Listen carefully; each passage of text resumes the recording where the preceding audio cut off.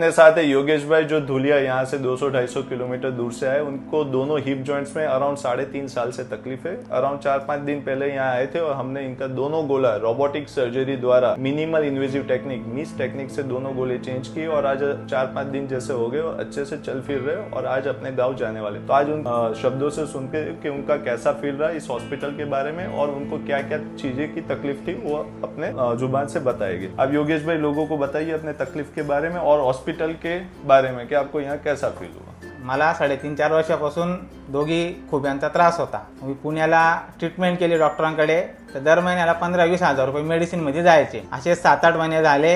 मग त्यांनी मला अचानक जो एका महिन्याला व्हिजिटला गेलो असता त्यांनी सांगितलं का बुवा आता ऑपरेशन करावं लागेल, दोघी खराब होऊन गेलेले आणि 8-10 लाख रुपये खर्च सांगितला। मग आम्ही तिथून घरी येऊन गेलो। मग असंच आयुर्वेदिक खा वगैरे ते केलं, असंच 1-2 वर्ष त्याचे ढकलले। मग मी पटेल सरांचा फेसबुकला व्हिडिओ बघितला। मग मी पटेल सरांशी कॉन्टॅक्ट करून ते 2-3 वेळा फोन लावून विचारलं बघा असं आहे सर, असं मला असा त्रास होतो ते होतो। सर म्हणे येऊन एकदा तुम्ही चेक करून बघा काय आहे काय नाही असं। मग आम्ही इथं आलो तर आम्हाला सरांशी भेटलो वगैरे, सरांनी सांगितलं बुवा की असा असा खर्च आहे आणि केल्यावर तुमचा असा असा फायदा आहे। तर आम्ही ते केलं आणि सरांनी आमच्या भरपूर ज्या गोष्टी आहेत या आर्थिक परिस्थितीच्या काय अशा आहेत ना त्यावेळी आमच्या सरांनी समजून घेतल्या, असं नाहीये। त्याच्यामुळं केलं तर मात्र जरा मला फ्री वाटू राहिलंय आणि इथल्या जे हॉस्पिटलचा स्टाफ वगैरे आहेत आणि सर डॉक्टर आहेत यांचा स्वभाव खूप चांगला आहे। इथं जेवण वगैरे नाश्ता पाणी सर्व एकदम वेळेवर आहे। आपल्यासोबत 2-3 जणबे आले त्यांची बी काळजी घेतली जाते आणि दर 1-2 घंट्याला नर्स वगैरे सिस्टर वगैरे येतात, आपल्याला चेकअप करतात, लक्ष ठेवतात। या सगळ्या गोष्टी इथं खूप चांगल्या आहेत। इनका अराउंड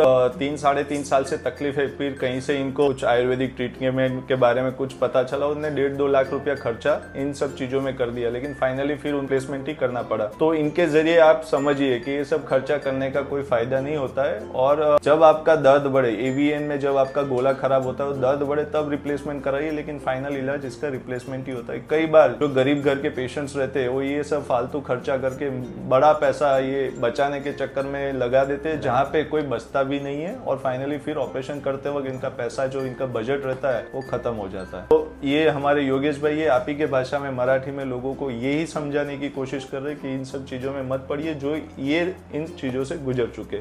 और आप लोगों को बताइए अस्पताल में सब ठीक लगा, परिवार जैसा परिवारासारखं हे सगळं आपल्या इथं काही टेन्शन नाहीये। फक्त पेशंट जरी आला इथं तरी सुद्धा काळजी घेतली जाती, एवढं 100% खात्रीने सांगू शकतो मी तुम्हाला। बराबर। आज अब दोपहर के टाइम में 1-2 घंटे के बाद ये वापस से अपने गांव धुलिया जाएगी और हमारा पूरा ध्यान रहेगा इनके फिजियोथेरेपी के बारे में और इनका कैसा प्रोग्रेस हो रहा है, इनका कैसा चलना फिरना हो रहा है, हम पूरा ध्यान रखेंगे। Thank you.